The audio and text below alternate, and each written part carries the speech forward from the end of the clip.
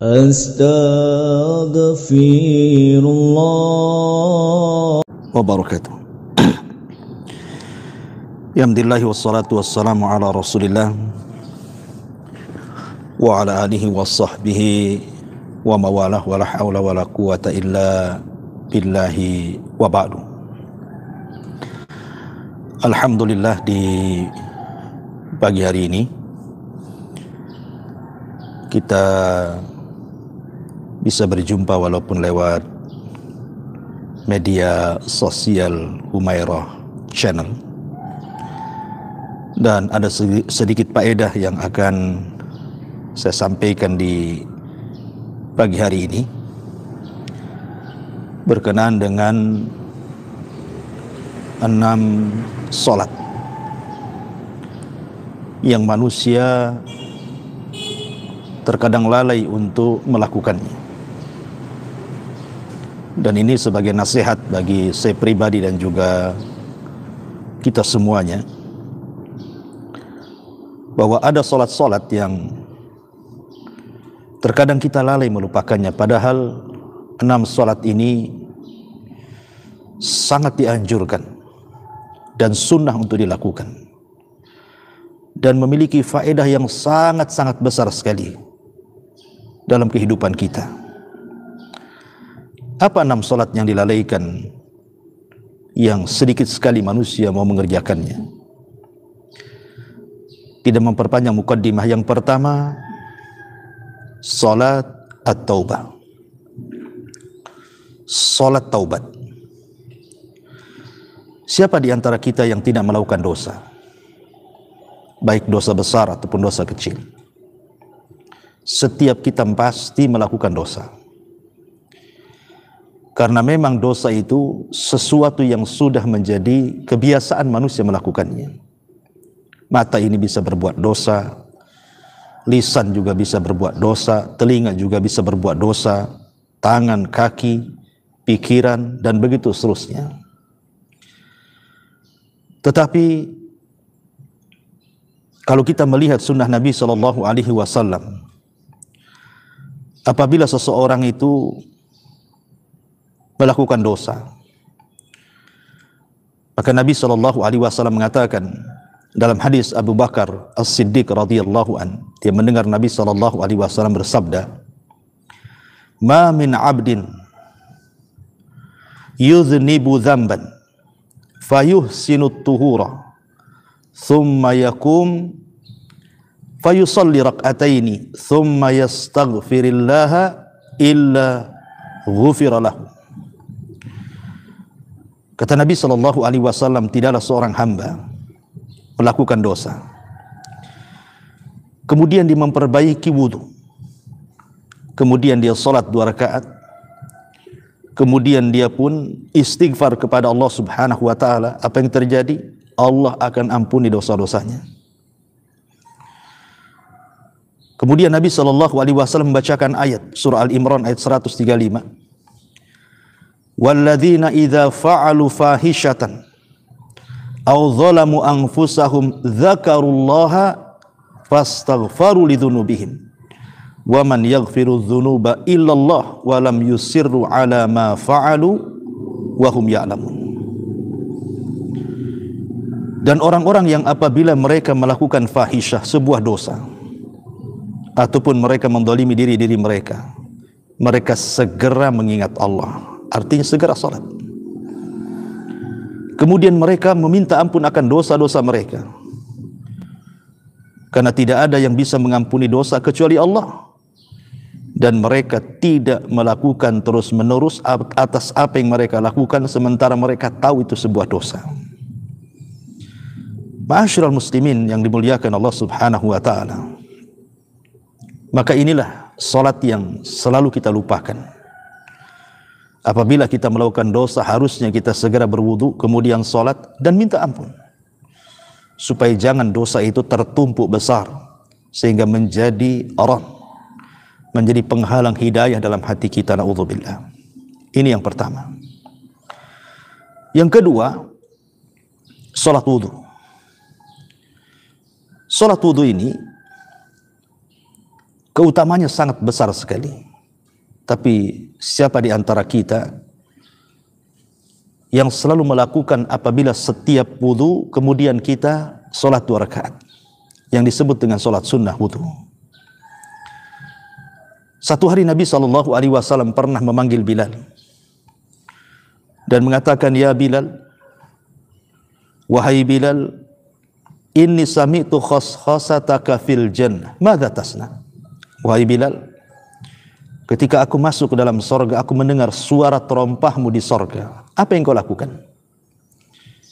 Maka Bilal mengatakan, ma'alimtu amalan arja indi anni lam atatahhar tuhuran illa fi sa'ati lailin aw naharin illa sallaitu bidzalika at-tahur ma kutiba li an usalliya.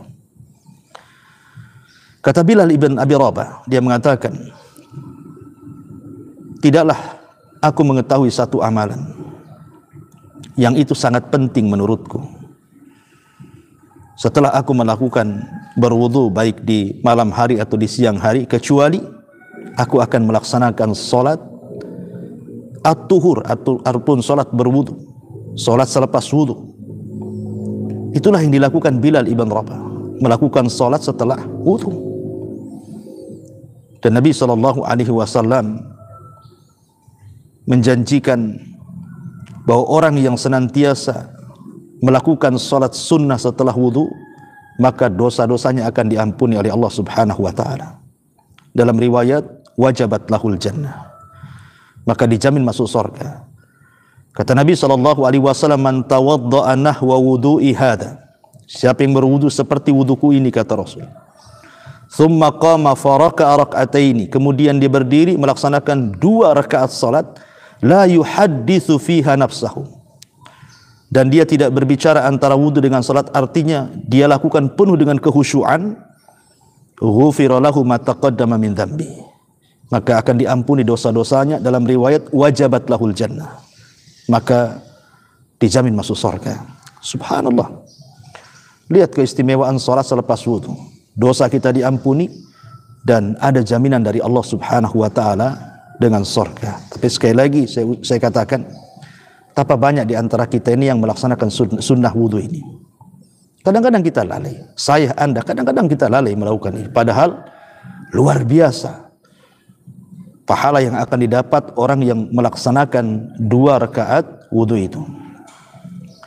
Kemudian yang ketiga, salat ketika tertimpa musibah. Kita tahu bahwa manusia tidak lepas daripada musibah. Entah musibah dari keluarga, entah musibah dari kesehatan, entah musibah dari mana datangnya, ekonomi. Kadang-kadang kita diuji oleh Allah Subhanahu wa taala, mungkin sebagai pedagang tidak laku dagangannya.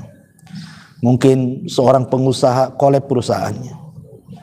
Mungkin dia seorang karyawan di PHK pula dari pekerjaannya. Atau mungkin pribadi kita diuji dengan berbagai macam penyakit. Ataupun ditimpa musibah, mungkin harta kita habis, entah kena musibah, entah apalah musibah yang terkadang mau tidak mau, suka ataupun tidak suka, terkadang Allah Subhanahu wa taala menurunkan musibah kepada kita. Tetapi Allah Subhanahu wa taala tidak membiarkan musibah itu berlarut-larut pada diri kita. Allah memberikan solusi. Dan itu dicontohkan Nabi SAW apabila terjadi kesulitan yang dia tidak bisa keluar dari situ. Maka dijelaskan dalam hadis yang dikeluarkan Abi Dawud, Imam Ahmad dari hadis Hudzaifah ibn Yaman. Kata Nabi SAW, kata beliau, kana Nabi SAW idza hazabahul amru fazi'a ila shalah.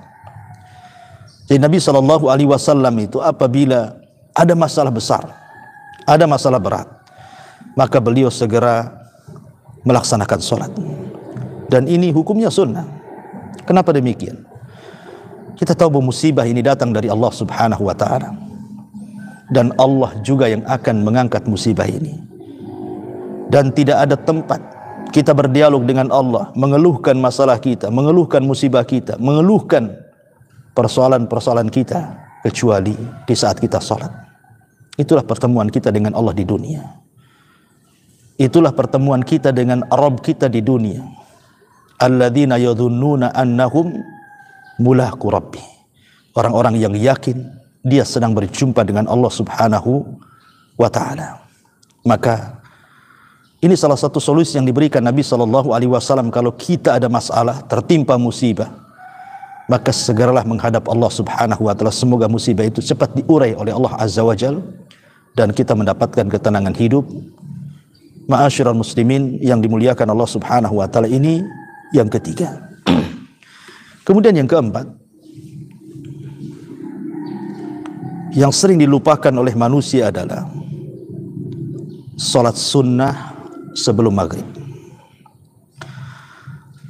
Salat sunnah sebelum maghrib itu disunnahkan karena dalam hadis secara umum Nabi SAW mengatakan baina adzanaini as-salat, bahwa di antara dua azan itu sebenarnya ada salat. Maksudnya dua azan di sini artinya antara azan dan qomat. Terkadang manusia mereka lebih mengutamakan salat sunnah rawatib. Kita lihat kalau salat sunnah rawatib, alhamdulillah, manusia banyak melakukannya. Dan kita bisa saksikan masyarakat awam pun mereka banyak melakukan salat sunnah rawatib qobliyah dan ba'diyah. Dan tentu ini sesuatu yang afdol, karena memang salat rawatib adalah salat yang sangat afdol dari salat-salat sunnah dibandingkan salat 2 rakaat sebelum maghrib, kan itu disebut salat nafilah. Tapi walaupun demikian, orang yang mengerjakannya dapat keutamaan, baik keutamaan secara umum. Apabila seseorang kemudian ingin melaksanakan 2 rakaat salat maghrib, secara otomatis tentu dia akan segera persiapan untuk salat maghrib. Artinya kalau dia melaksanakan 2 rakaat salat sunnah bagi laki-laki di masjid, tentu dia akan mengikuti salat jamaah.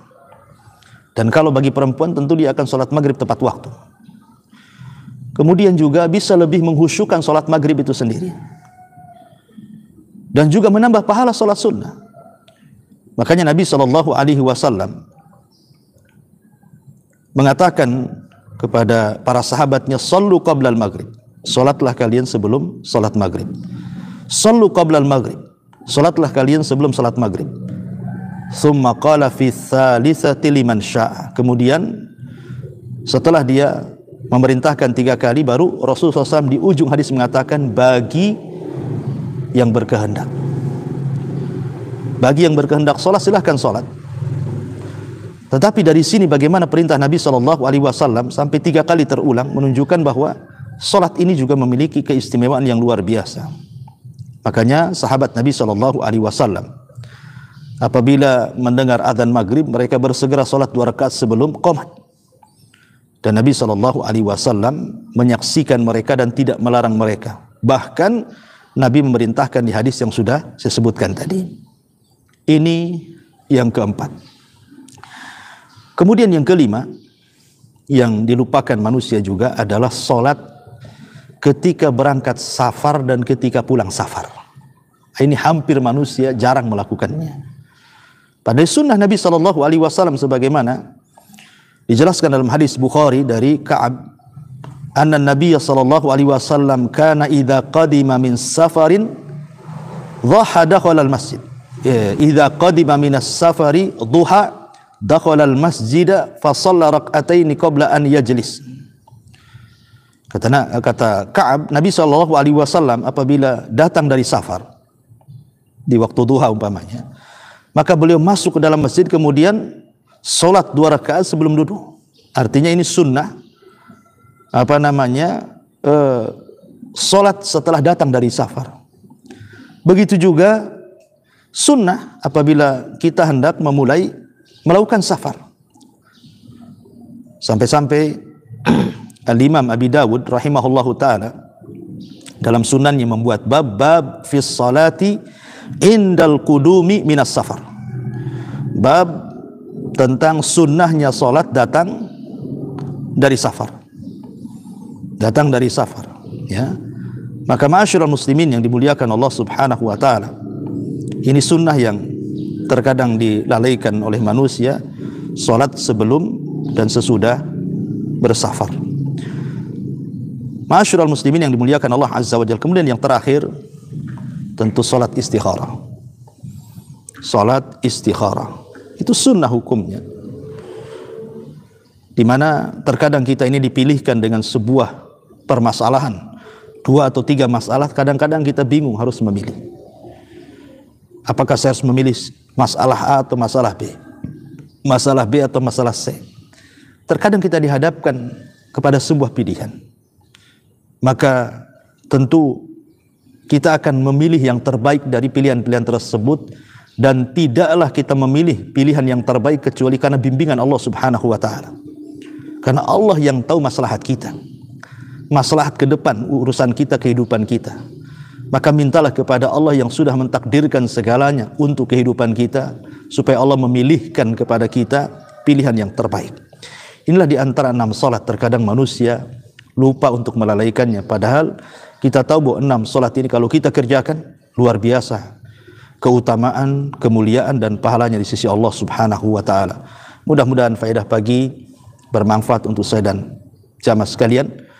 Subhanakallah bihamdika asyhadu an la ilaha illa anta astaghfiruka wa atubu ilaik. Allahu taala alam. Assalamualaikum warahmatullahi wabarakatuh.